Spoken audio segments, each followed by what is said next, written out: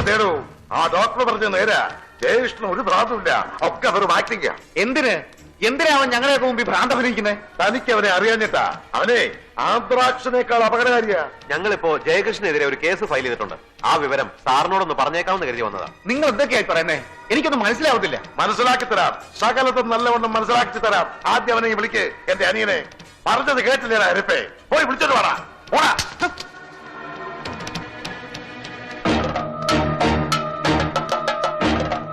ഹരിനാരായണ, ഞാൻ നിന്നെ ഒന്ന് കാണാൻ വന്നതാ.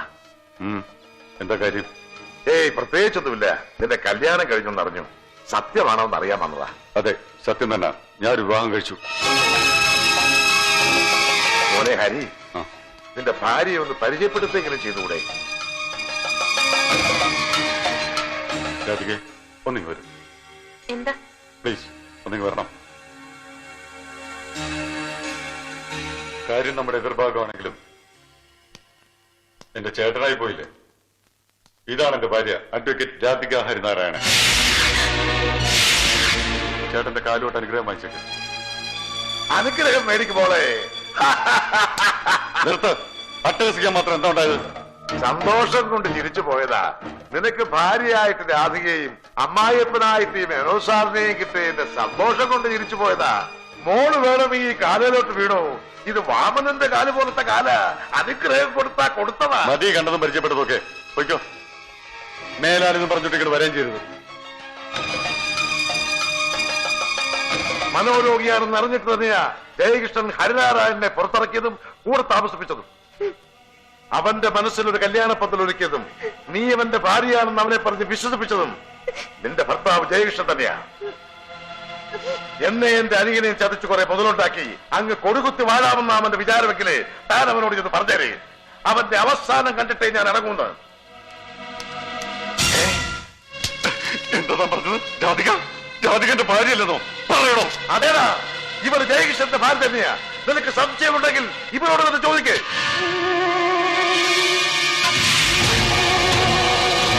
മോനെ ഹരിനാരായണ, എനിക്ക് നിന്റെ പേടിയാ.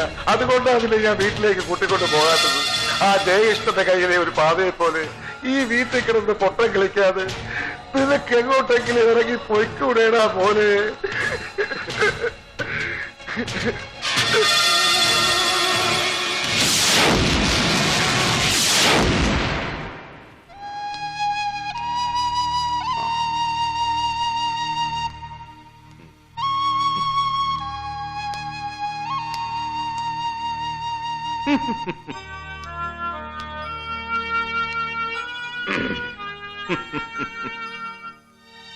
രാധികേ, ദേ സമ്മതിച്ചു. എനിക്ക് പ്രാന്ത എന്ന് വെച്ച് എന്നെ ആശുപത്രി കൊണ്ടാക്കേണ്ട കാര്യമൊന്നുമില്ല. കുറച്ചു ദിവസം കഴിഞ്ഞാ എനിക്കെല്ലാം മാറിക്കോളും. അറിയാം. ഹരിനാരായണനെ തിരികെ ഹോസ്പിറ്റലാക്കിയ ജയേട്ടന്റെ അസുഖമൊക്കെ മാറുമല്ലേ? എന്തിനു വേണ്ടി നിങ്ങൾ ഇനി ഭ്രാന്ത് അഭിനയിക്കുന്നത്? എല്ലാം നേടിക്കഴിഞ്ഞില്ലേ? ആഗ്രഹിച്ചതുപോലെ ഈ വീട്ടിലെ ഏറ്റവും ബുദ്ധിമാനായ വക്കീലായി. ഇപ്പൊ ഹരിനാരായണന്റെ സ്വത്തുക്കൾക്കൊക്കെ അവകാശമായി. ഇനിയെങ്കിലും ഈ നാടകം അവസാനിപ്പിച്ചൂടെ നിങ്ങൾക്ക്? രാധിക, നീ എന്തൊക്കെയാ പറയുന്നത്? സത്യത്തിൽ നിങ്ങൾക്ക് ആർക്കും ഒരു ബുദ്ധിമുട്ടും ഉണ്ടാവാതിരിക്കാനാ ഞാൻ ഇങ്ങനെയൊക്കെ. വേണ്ട, ഒരുപാട് കള്ളങ്ങൾ കൊണ്ട് പുതിയൊരു വിശദീകരണം ഇനി ഇവിടെ വേണ്ട. അയ്യോ അമ്മാവ, ഞാൻ ബുദ്ധിസ്ഥിരതയില്ലാത്ത ഒരു തന്നെ ചതിച്ചും പറ്റിച്ചും നീ ഉണ്ടാക്കിയ പേരും പണവും കൊണ്ട് ഈ വീട്ടിൽ കഴിയാമെന്ന് വിചാരിച്ചു നീ. ഞാൻ മരിച്ചാൽ എന്റെ ശവം കാണാൻ പോലും ഇനി പഠിക്കാത്ത നീ കാലുകുത്തരുത്.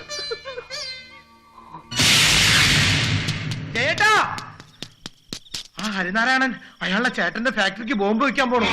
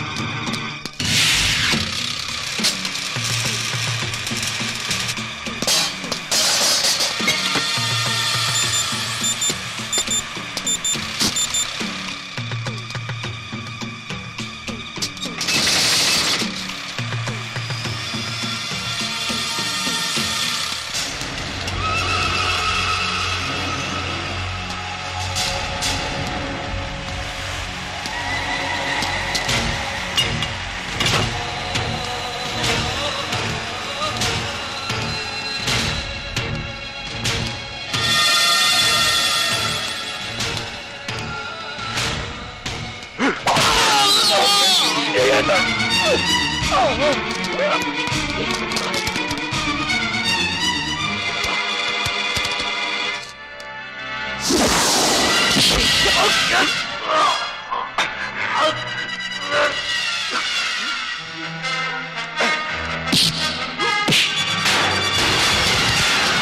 ഹരിനാരായണ, എന്താ ഇതൊക്കെ? എന്തിനു വേണ്ടി തന്നെ ഈ ഫാക്ടറി ബോംബ് വെച്ചിരിക്കുന്നത്? നിനക്കറിയാമോ, ഇതെന്റെ ഫാക്ടറിയാ.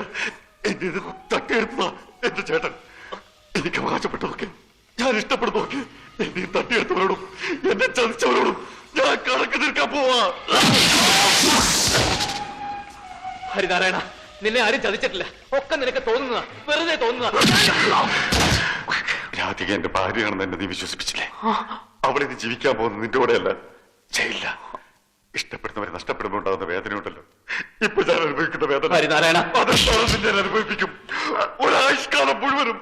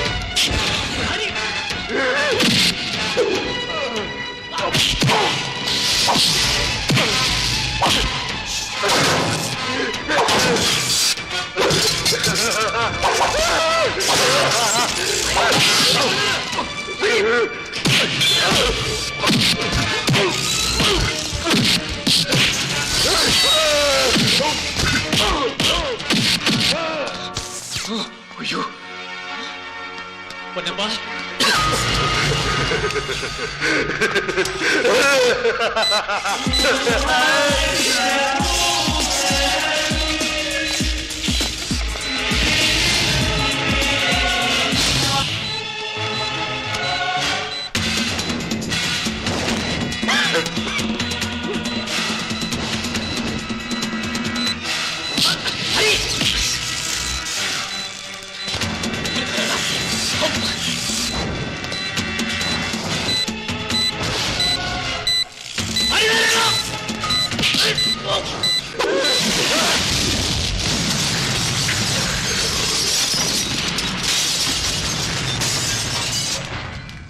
ഹരിനാരായണൻ വരുത്തിവെച്ച നഷ്ടങ്ങൾക്കൊക്കെ സമാധാനം പറയേണ്ടി വന്നു. രാധികയുടെ പേരിലുള്ള സ്വത്തുക്കളും അമ്മാവന്റെ സകല സമ്പാദ്യങ്ങളും കോടതി വീട് വിറ്റ പണമൊന്നും അതിന് തികഞ്ഞില്ല. കേസ് നടത്തി. കോടതി വീട്ടിലെ വക്കീലന്മാരെല്ലാരും കൂടി ശ്രമിച്ചിട്ടും കേസ് ജയിക്കാനായില്ല. കേസ് തോറ്റപ്പോ അതിന് ഞാൻ കൊടുക്കേണ്ടി വന്ന വില അത് വളരെ വലുതായിരുന്നു.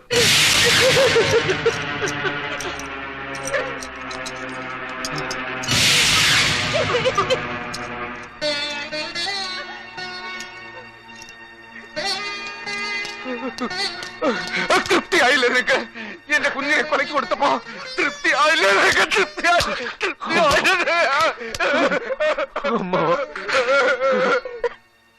അമ്മാവ, നിങ്ങളൊക്കെ വിചാരിക്കുന്ന പോലെ ദേ പേരിനോ പണത്തിനോ വേണ്ടിയിട്ടല്ല ഞാൻ ഇതൊക്കെ ചെയ്തത്. സത്യം സത്യം, ഒരു ദിവസം രാധികയുടെ കൂടെ സന്തോഷമായിട്ട് ജീവിക്കാൻ വേണ്ടിയിട്ടാ. അവളെ ഞാൻ ആർക്കും വിട്ടുകൊടുക്കില്ല. ഒരു പോലീസിനോ കോടതിക്കോ ഞാൻ വിട്ടുകൊടുക്കില്ല. രാധിക, ആരെ കൊന്നിട്ടായാലും ശരി, നിന്നെ രക്ഷിക്കാനുള്ള പണവുമായിട്ട് ഞാൻ വരും. സത്യം സത്യം. അല്ലേ ജയകൃഷ്ണ സാറിന് എങ്ങോട്ട് പോകുന്നു? ജീപ്പിലോട്ട് കയറിയാട്ടെ. ഇൻസ്പെക്ടറുടെ കയ്യിരിക്കുന്ന എന്താണെന്ന് അറിയാമോ? നിനക്കുള്ള അറസ്റ്റ് വാറന്റാ. ഇനി ഭർത്താവ് വക്കീലും ഭാര്യ വക്കീലും ആജീവനാന്തം ജയിലിൽ കിടക്കും. കിടത്തും ഞാൻ. പിന്നെ പുറത്തേക്ക് വരുന്നത് നിന്റെയും അവിടെയും ശവമായിരിക്കും.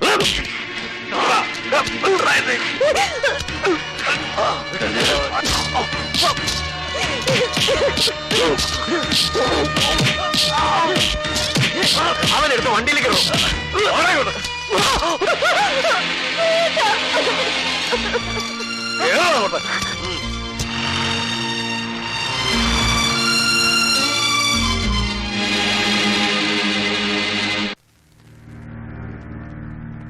ഈ മത്സരം അവസാനത്തെ കച്ചിത്തുരുമ്പാണ് എനിക്ക്. ഇതിൽ ഞാൻ ജയിച്ച ആ പണം കൊണ്ട് എനിക്ക് രാധികയെ രക്ഷിക്കാനാവും. എനിക്കും രക്ഷപ്പെടാം. തോറ്റുപോയ ജീവിതകാലം മുഴുവൻ ജയിലിൽ കിടക്കാൻ ഞാൻ തയ്യാറാ. പക്ഷേ എന്റെ രാധിക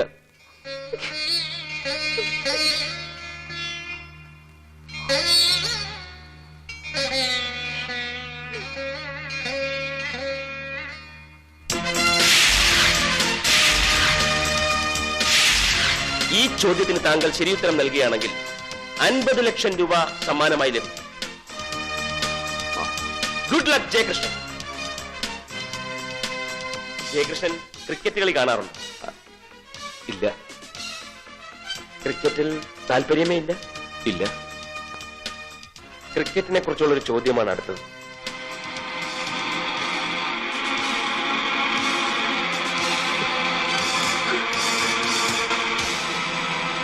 ചോദ്യം: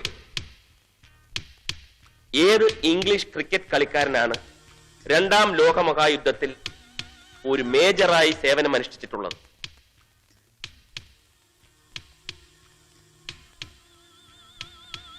A. Wally Hammond, B. Atherton, C. Herbert Sutcliffe, D. Bradman.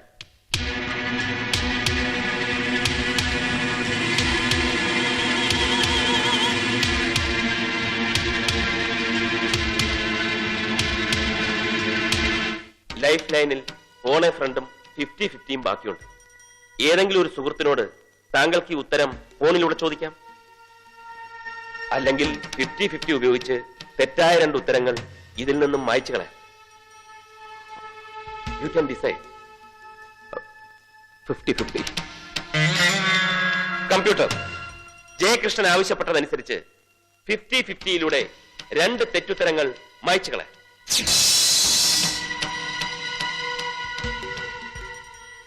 തെറ്റായ 2 ഉത്തരങ്ങൾ മാഞ്ഞു പോയിരിക്കുക. ഇവരിൽ ആരാണ് 2ാം ലോക മഹായുദ്ധ സമയത്ത് മേജറായി സേവനമനുഷ്ഠിച്ച ക്രിക്കറ്റർ? ശരിയുത്തരമാണെങ്കിൽ 50 ലക്ഷം, പിന്മാറിയാൽ 25 ലക്ഷം, തെറ്റിപ്പോയാൽ വെറും 2 ലക്ഷം.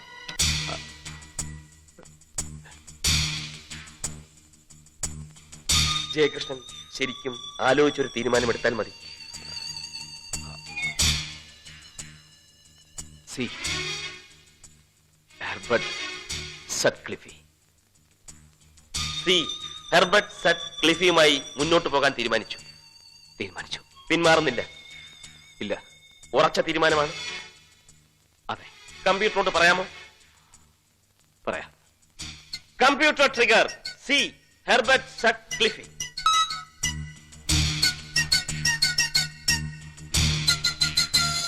ഈ ഉത്തരം ശരിയാണെന്ന് ജയകൃഷ്ണൻ എത്ര ശതമാനം വിശ്വസിക്കുന്നു?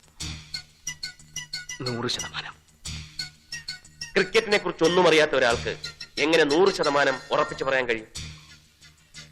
എനിക്ക് ഉറപ്പാ. ദൈവം എന്നെ കൈവിടില്ല.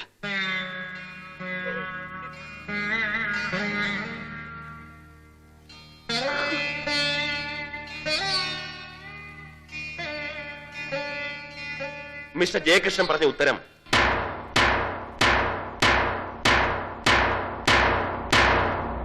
ശരിയാണ്.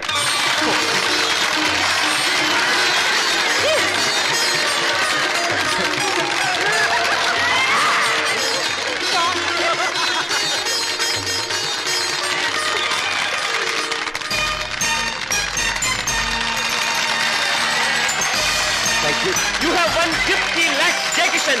Congratulations. Well done.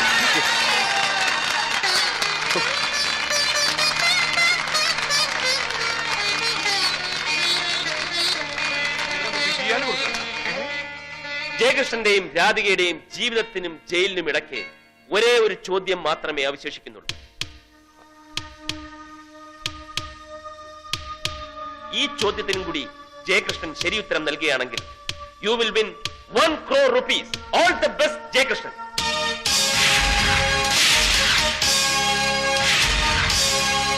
ചോദ്യം: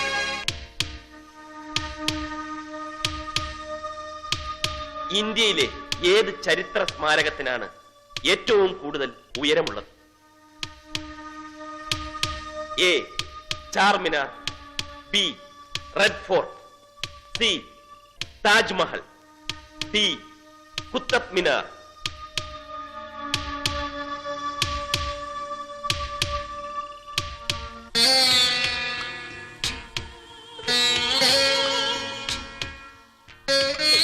കുത്തബ് മിനാർ അല്ലേ സാർ? അതേടാ. ഫോൺ എ ഫ്രണ്ട് ഇപ്പോഴും ഉപയോഗിച്ചിട്ടില്ല. ജയകൃഷ്ണൻ വിശ്വാസമുള്ള ഒരാളിനോട് ഫോണിലൂടെ അഡ്വൈസ് ചോദിക്കാം.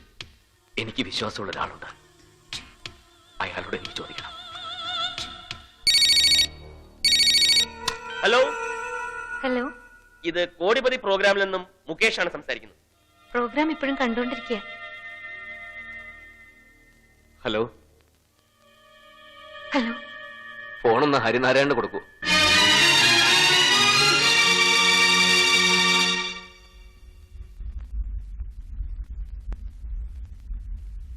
ഹലോ. ഹരിനാരായണ, എല്ലാം നീ കണ്ടുകൊണ്ടിരിക്കുകയായിരുന്നു എന്ന് എനിക്കറിയാം.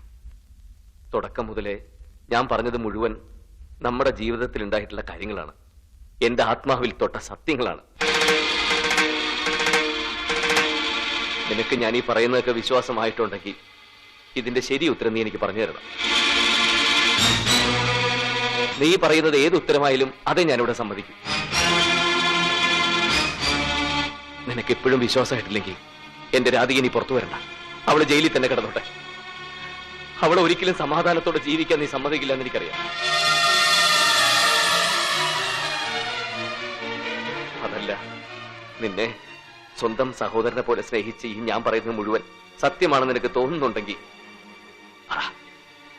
എന്താണ് ഇതിന് ഉത്തരം? പ്ലീസ്.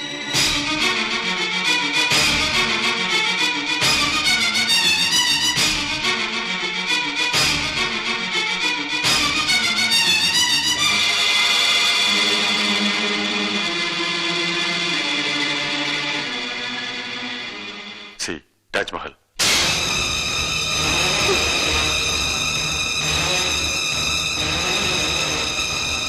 ജയകൃഷ്ണൻ എന്ത് തീരുമാനിച്ചു? സി താജ്മഹൽ. അഡ്വൈസർ പറഞ്ഞനുസരിച്ച് മുന്നോട്ട് പോകാൻ തീരുമാനിച്ചു. യെസ്. കമ്പ്യൂട്ടറിനോട് പറഞ്ഞോളൂ sir. Computer trigger C Taj Mahal. ചതിച്ചടാ, ഹരിനാരായണൻ ചതിച്ചു.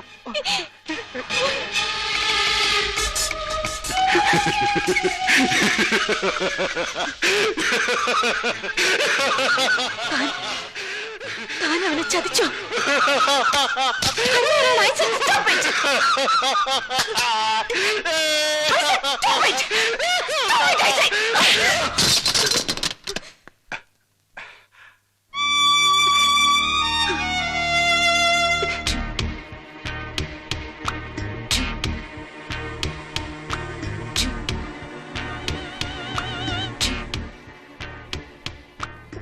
ജയകൃഷ്ണ, ജയകൃഷ്ണൻ പറഞ്ഞ ഉത്തരം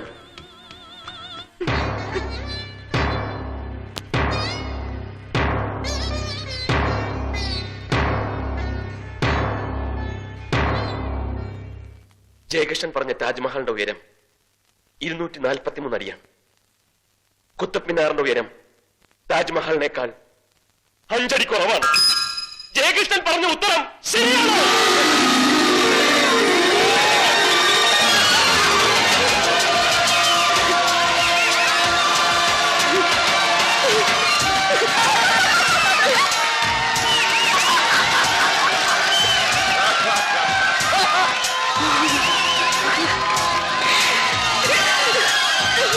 ഈ കോടിപതി പരിപാടിയുടെ ആദ്യത്തെ കോടിപതിയായി മാറിയിരിക്കുകയാണ് ഈ ജയകൃഷ്ണൻ.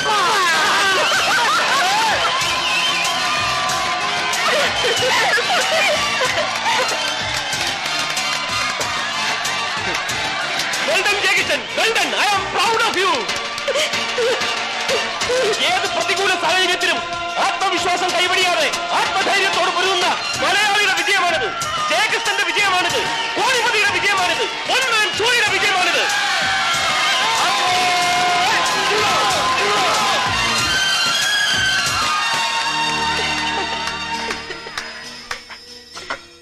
Correct, correct.